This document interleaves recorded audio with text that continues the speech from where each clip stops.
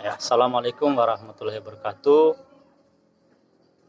Hari ini kita akan mencoba mengupas tentang salah satu metode yang bisa kita gunakan dalam pembelajaran daring. Daring itu adalah istilah dari pembelajaran dalam jaringan. Pada pembelajaran model daring ini, kita bisa memanfaatkan beberapa aplikasi yang bisa digunakan dengan bantuan akses koneksi jaringan atau kuota internet. Berikut saya akan tampilkan beberapa contoh slide dari dua aplikasi tersebut. Yang pertama, Google Classroom.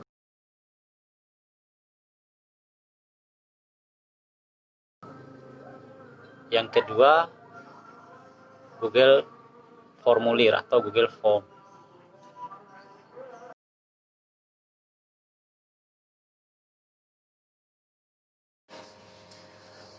Ya, cara penggunaan dari dua aplikasi tersebut bisa disaksikan di slide berikut ini.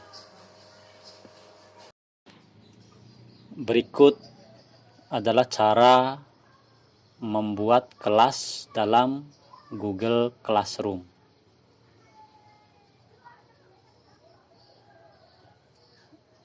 Ini punya dua opsi.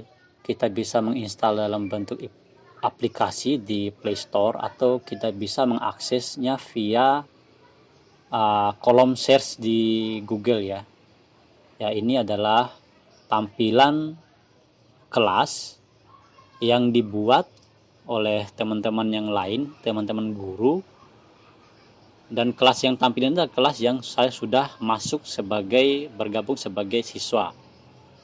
Untuk gabung di kelas orang lain atau siswa ingin bergabung di kelas kita, cukup kita berikan kode yang bisa diakses untuk masuk dan bergabung di kelas tersebut. Nah,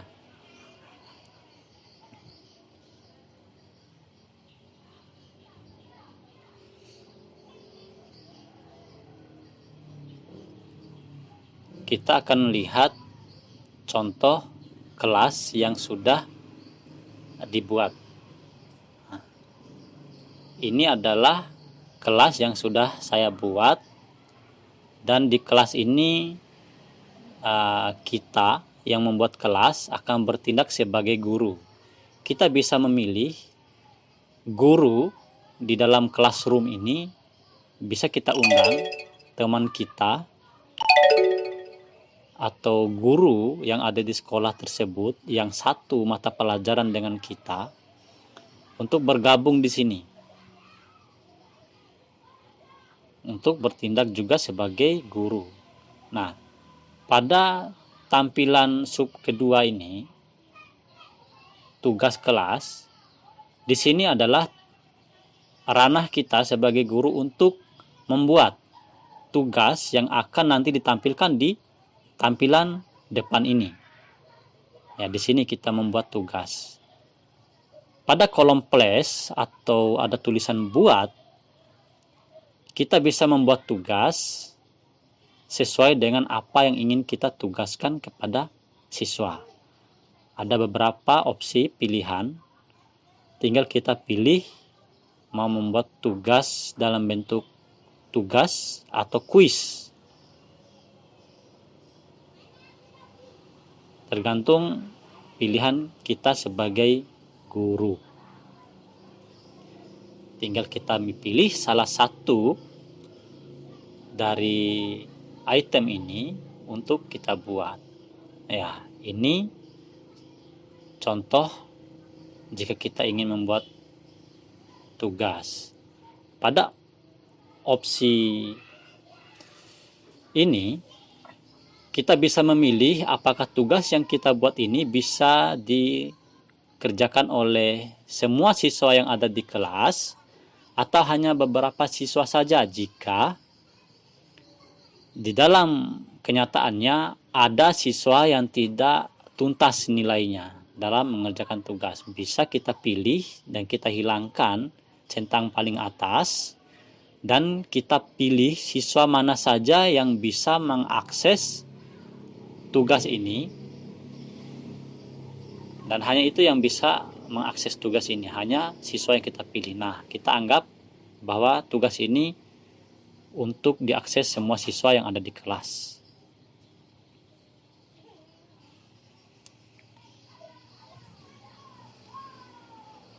Kita akan menulis judul dari tugas ini, tugas apa. Misalnya ini adalah tugas akhir pekan, tugas akhir pekan kedua misalnya.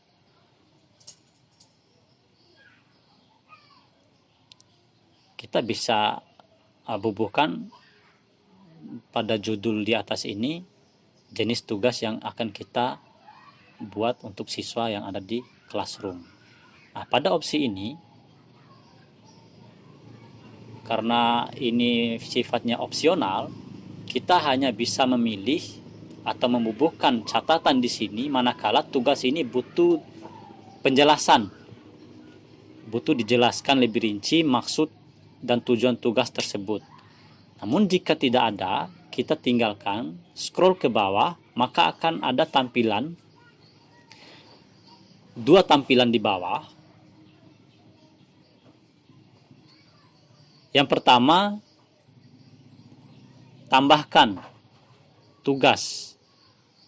Jika tugas yang kita buat itu sudah kita buat lebih dahulu dan kita simpan di dalam file di perangkat ini atau di device atau di komputer kita, tinggal kita pilih kolom ini dan pilihlah di mana kita menyimpan file tugas yang sudah kita buat terlebih dahulu. Entah itu berupa video atau file atau link yang bisa diakses oleh siswa, atau mungkin kita simpan di Google Drive. Tinggal kita pilih salah satu dari opsi ini. Nah, di kolom kedua ada tanda plus dan tulisan buat ini.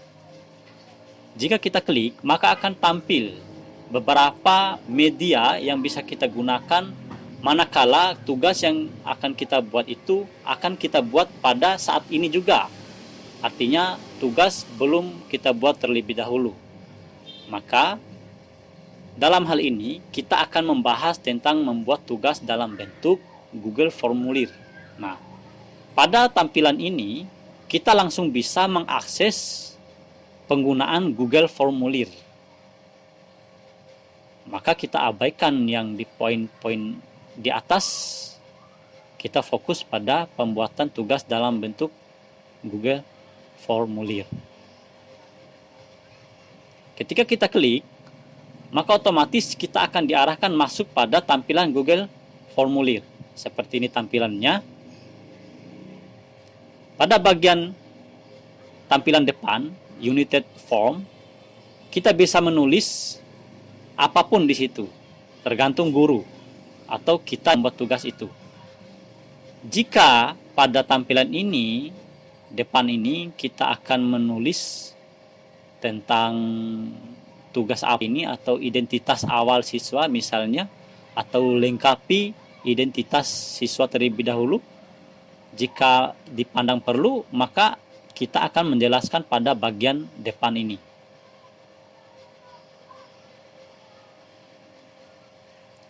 Nah, pada bagian di bawah,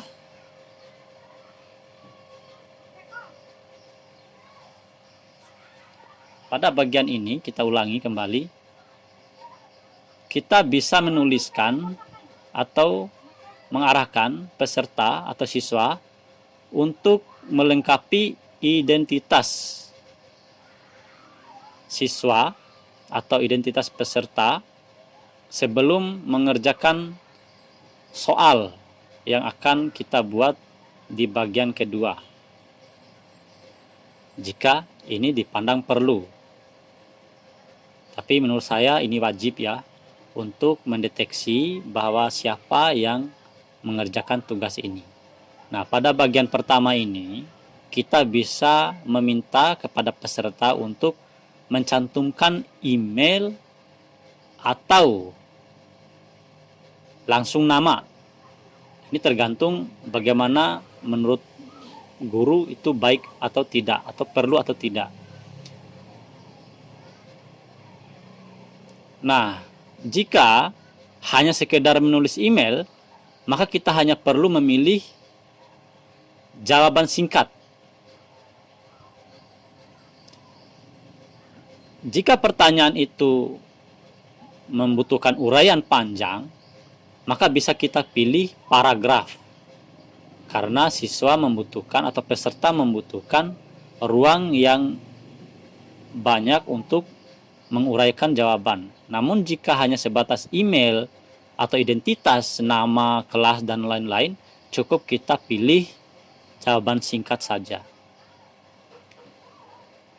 Nah, pada video ini kita sudah membahas dua penggunaan media pembelajaran daring, yaitu Google Classroom dan Google Form.